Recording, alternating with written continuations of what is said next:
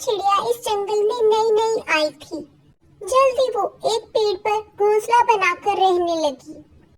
उसी जंगल में एक दुष्ट कौवा कालू भी रहता था, जो जंगल से फल इकट्ठे करके ला रहा था। तभी उसकी नजर चिड़िया पर पड़ी। अरे चिड़िया बहन, आप नई आई लगती है इस जंगल में। आज से पहले कभी मैंने आपको देखा नहीं यहाँ। हाँ कौवे भैया, मैं नई आई हूँ इस जंगल में। चिड़िया बहन, मैं कुछ फल लेने गया था जंगल में, पर लगता है कुछ ज्यादा ही फल आ गए मेरे पास। आप ऐसा कीजिए, आप इसमें से कुछ फल रख लीजिए। अरे नहीं कौवे भैया, आप ये कैसी बातें कर रहे हैं? आप तो मुझे जानते भी नहीं और आप अपने हिस्से के फल मुझे दे रहे हैं। तो क्या हो गया चिड़िया बहन, मेरा घर तुम्हारे पेड़ के पास ही है, तो मैं एक तरह से पड़ोसी हूँ तुम्हारा। पड़ोसी पड़ोसी की मदद करते हैं। आज मैं आपकी मदद कर रहा हूँ, हो सकता है मुझे भी कल आपकी जरूरत हो। चिड़िया के लाख मना करने पर भी कौवा उसे अपनी टोकरी में से एक सेब दे देता है। आज चिड़िया उसका शुक्रिया अदा करती है। कितना अच्छा है ये कौवा भैया, बिना कहे ही मेरी मदद करती। भगवान ऐसा पड़ोसी सबको दे। अरे ओ कालू, टोकरी में इतने फल कम, कैसे भरेगा मेरा पेट इनसे? गौरी, चिंता क्यों करती हो तुम? मैंने कुछ फल इसमें से चिड़िया को दे दिए। क्या तुमने ठेका ले रखा है उस चिड़िया का कालू? अरे नहीं गौरी, मेरी बात तुम ध्यान से सुनो। वो चिड़िया बहुत जल्द अंडे देने वाली है। उसके वो अंडे हमें ही खाने को मिलेंगे। अगर मैं चिड़िया का भरोसा जीत लूंगा, तो वो चिड़िया हमें अंडे दे देगी अपने। अरे वाह कालू, मजा आ गया। तुम्हारी दूर की सोच को मानना पड़ेगा। यही सोचकर दोनों पति पत्नी फल खाने लग जाते हैं। ऐसे ही कुछ दिन बीत जाते हैं और मम्मा चिड़िया के 2 अंडे होते हैं। अब मुझे बहुत जल्द पक्का घर बनाना पड़ेगा, ताकि मेरे अंडे मेरे पास सुरक्षित रहें। चिड़िया यही सोच रही थी, तभी कालू कौवा एक बार फिर उसके पास आता है। अरे चिड़िया बहन, इतने स्वादिष्ट अंडे।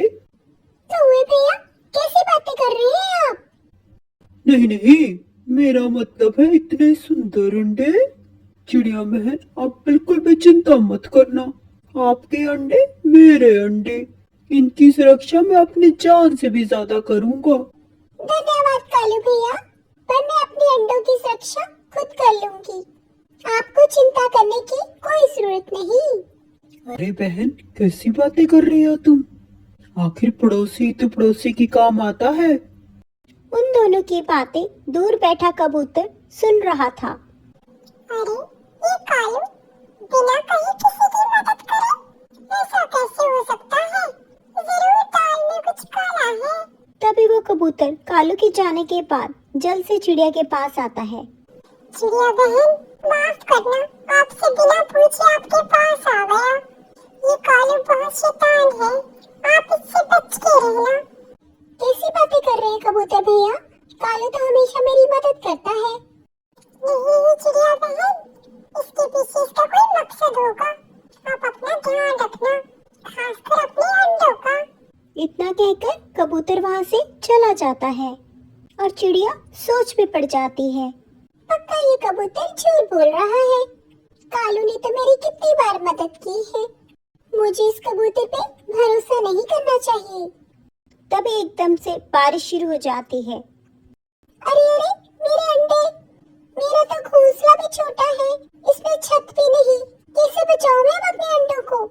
हाँ, ऐसा करती हूँ, कालू भैया के पास चलती हूँ। मेरे अंडे उन्हीं के पास सुरक्षित रहेंगे। इतना सोचकर चिड़िया अपने अंडों को लेकर कालू के घर के लिए निकल पड़ती है। कालू, अब तो चिड़िया ने अंडे भी दे दिए। कब खिलाओगे तुम मुझे स्वादिष्ट स्वादिष्ट अंडे? अरे गौरी, अभी थोड़े अंडों को बड़े तो होने दो। बड़े अंडों का स्वाद ही कुछ और होता है। बारिश भी शुरू हो गई है, देखना थोड़ी देर में चिड़िया हमारे पास आती ही होगी। वही चिड़िया दरवाजे पर बैठकर कालू और गौरी की सारी बातें सुन लेती है। अच्छा, इसका मतलब कबूतर बिल्कुल ठीक बता रहा था। ये पत्ती पत्ती तो बहुत ही दुष्ट है। मुझे जल्द ही अपने अंडे लेकर कहीं और जाना पड़ेगा। यही सोचकर चिड़िया अपने अंडों को लेकर कालू के घर से बहुत दूर निकल जाती है।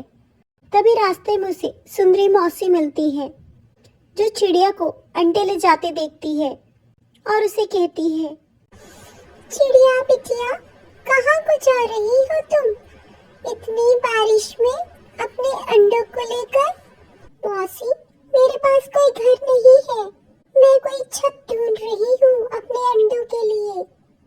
अरे बस बिटिया, इतनी सी बात, चल मेरे साथ। इतना कहकर मौसी उसे अपने घर ले जाती है और चिड़िया मौसी के यहाँ रात भर अपने अंडों को लेकर बैठी रहती है।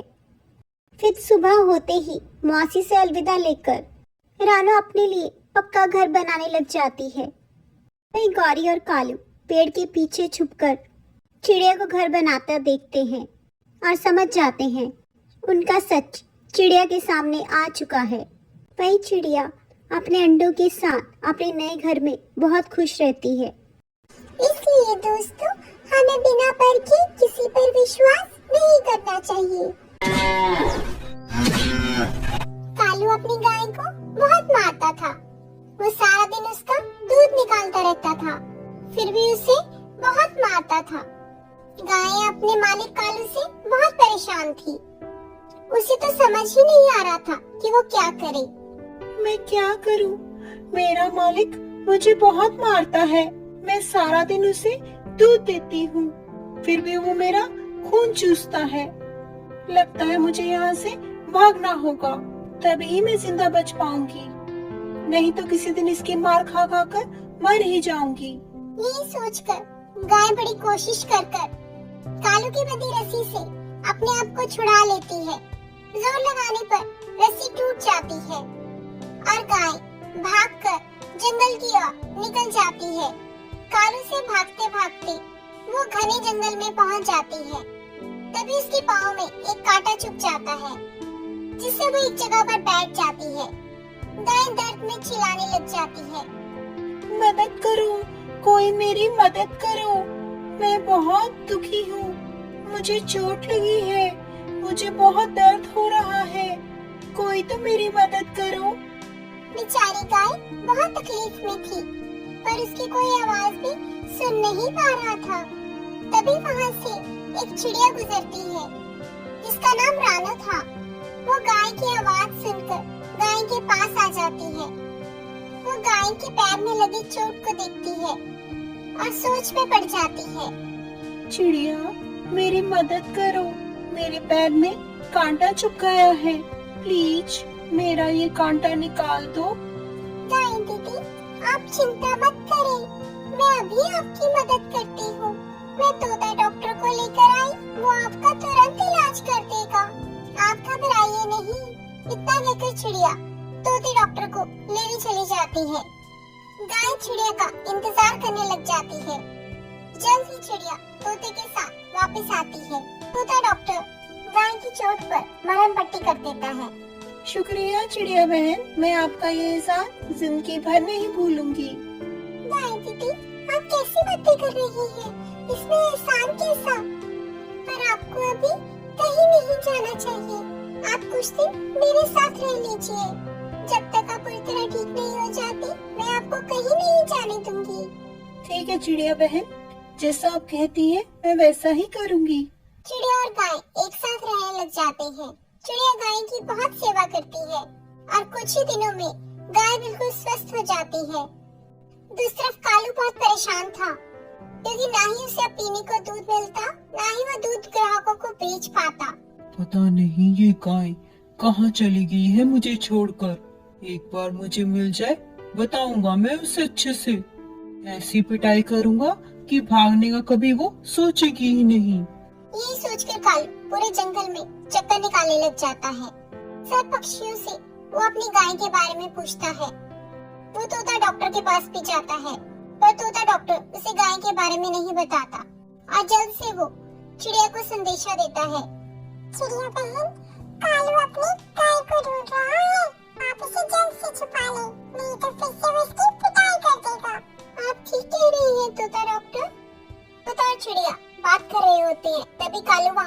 जाता है। अपनी गाय को देखकर वो खुश हो जाता है। मेरी गाय मिल गई मुझे। चिड़िया बहन, ये तो मेरी गाय है, ये आपके पास कैसे? हाँ कालू भैया, ये आप ही की गाय है जिसको आपने मार मार कर अधमरा कर दिया। अब ये आपके पास नहीं लौटना चाहती, ये जंगल में आजाद घूमना चाहती है। ये कैसी बातें कर रही है चिड़िया बहन? ये मेरी गाय है, मैंने इसको चारा खिलाया, इसका इतना ध्यान रखा, ये अब मेरे साथ ऐसा नहीं कर सकती। वाह कालू भैया, आपको ये तो याद है कि आपने इसको चारा खिलाया, पर आपको ये नहीं याद आपने इसको कितने डंडे मारे। वो तो चिड़िया बहन, गाय को डराने के लिए मुझे करना पड़ता है। ये मेरी गाय है, मैं इसे बिल्कुल नहीं छोड़ूंगा। इतना कहकर कालू जैसे ही गाय को पकड़ने लगता है, गाय उसे लात मार देती है और कालू दूर जाकर पत्थर पे गिर जाता है, जिससे उसे काफी चोट आती है और उसे अपनी गलती का भी एहसास होता है।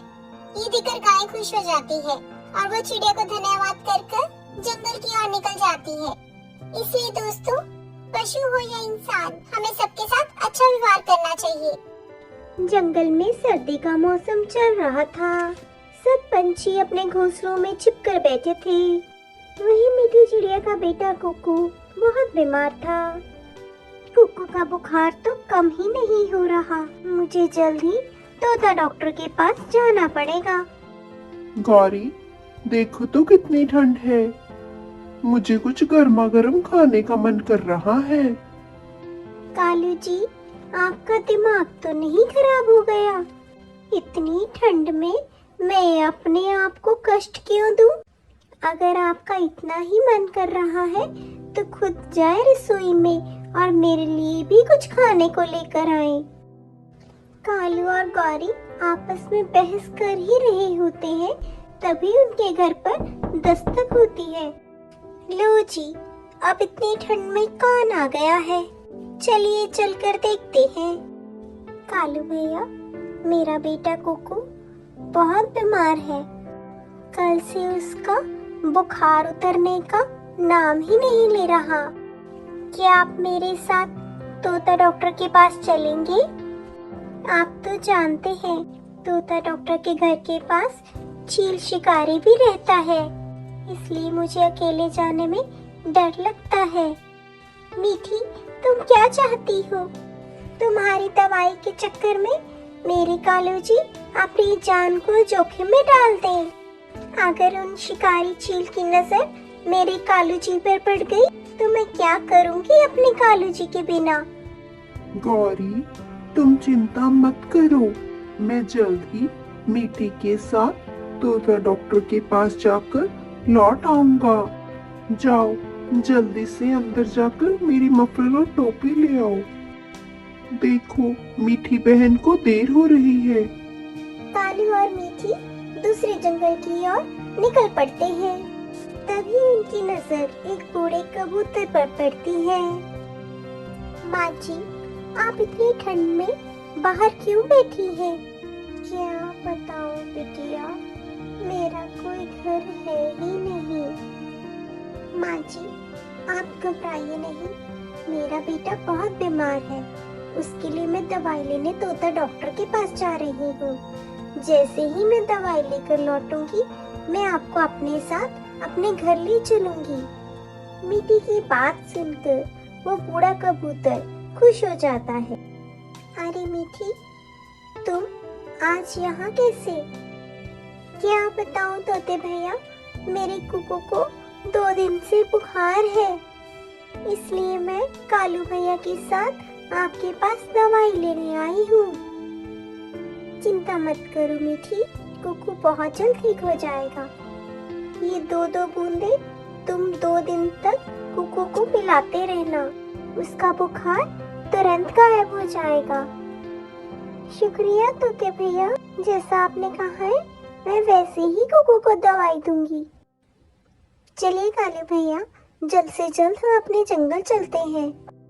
रास्ते में एक बार फिर मीठी उसी बूढ़े कबूतर के पास पहुंच जाती है और उन्हें अपने साथ लेकर घर आ जाती है। अगले दिन बहुत जल्द उठकर कबूतर कुकू के लिए खिचड़ी बनाता है। अरे माँ जी, आपने ये तकलीफ क्यों की? अरे बेटा, अगर तुम मेरे लिए इतना कर सकती हूँ तो मैं क्या तुम्हारे कुकू के लिए खिचड़ी नहीं बना सकती? माँ जी, सच कहते हैं लोग, घर में बड़े बुजुर्ग होने से कई कठिनाइयों का हल निकल आता है। माँ जी, आपने घर आकर मेरी माँ की कमी पूरी कर दी। अब आप यहाँ से कभी मत जाना। हम तीनों हमेशा साथ ही रहेंगे। देखा दोस्तों, जब हम किसी की मदद करते हैं तो भगवान हमारी मदद खुद ही कर देता है। Please like, share and subscribe my story. जंगल में बारिश का मौसम चल रहा था।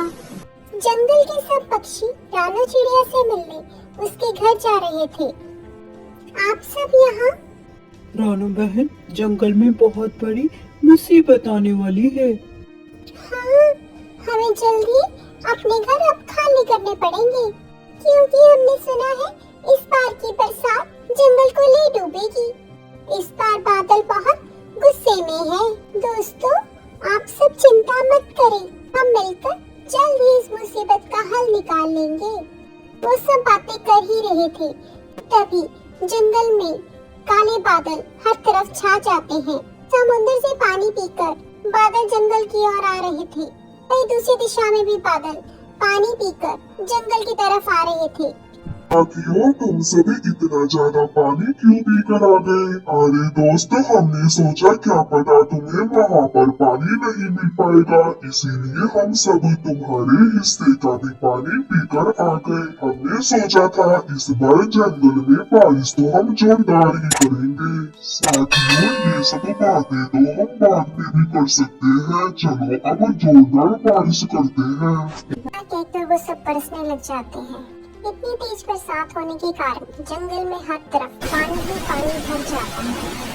जंगल में कई पक्षियों के घर बरसात में टूट के बिखर जाते हैं। उनमें से कालू और गौरी का घर भी नदी में बह जाता है। किसी तरह कालू और गौरी अपनी जान बचाते हैं और वो अपनी जान बचाकर चिड़िया के घर आ जाते हैं। चिड़िया बहन, हमें बचा लो, हमारा घर डूब गया। कोई भैया घबराइए मत, आप मेरे घर रह लीजिए। मेरा घर काफी ऊंचाई पर है। धीरे धीरे सब पक्षी चिड़िया के घर पर इकट्ठे होने लग जाते हैं।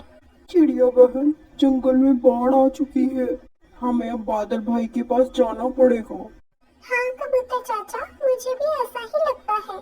चलो हम सब चलकर बादल भैया से बात करते हैं। यही सोचकर वो सब बादल भाई से मिलने चले जाते हैं। बादल भैया, आपने बताया था बारिश होगी, पर इतनी ज्यादा बारिश ये तो आपने हमें बताया ही नहीं था। चिड़िया रानी, मेरी बात सुनो। इतना कहकर बादल चिड़िया को सारी बात बताता है, किस तरह उसके साथियों ने उसके हिस्से का भी पानी पी लिया था। बादल भैया, अब आप बताएं, पूरे जंगल में पानी ही पानी है।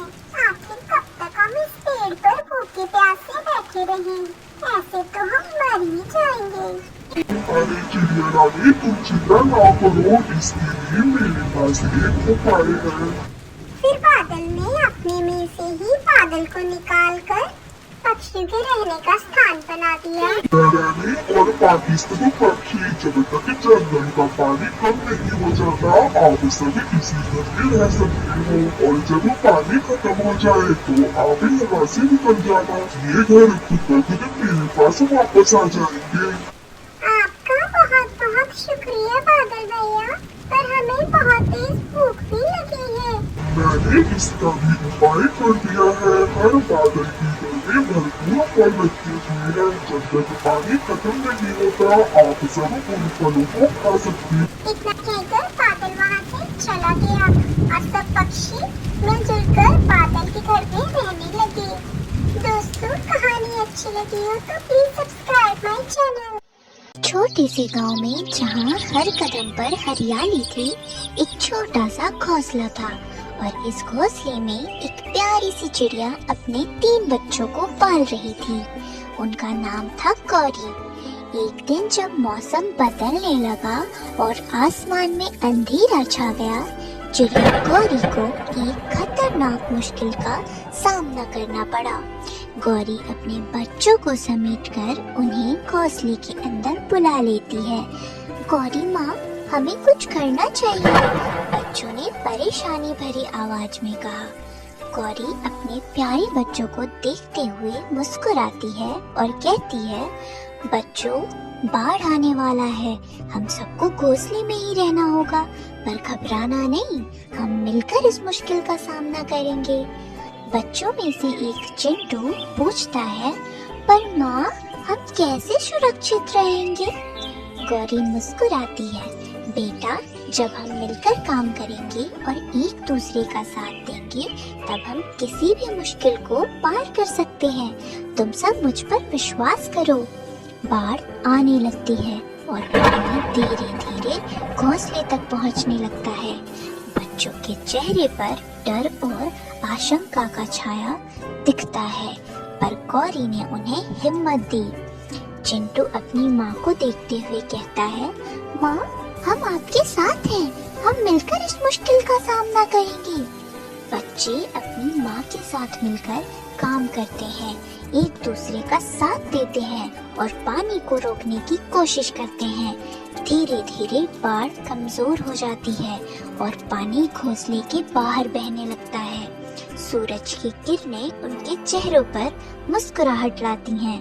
अंत में बाढ़ रुक जाती है और घोंसला सुरक्षित रहता है। गौरी अपने बच्चों को गले लगाती है, उनके साथ खुशी से भर जाती है। इस कहानी से हमें ये शिक्षा मिलती है कि जब हम एक दूसरे का साथ देते हैं और मिलकर काम करते हैं, तो हम किसी भी मुश्किल को पार कर सकते हैं। कभी कभी सिर्फ एकजुट होना ही काफी होता है मुश्किलों का सामना करने के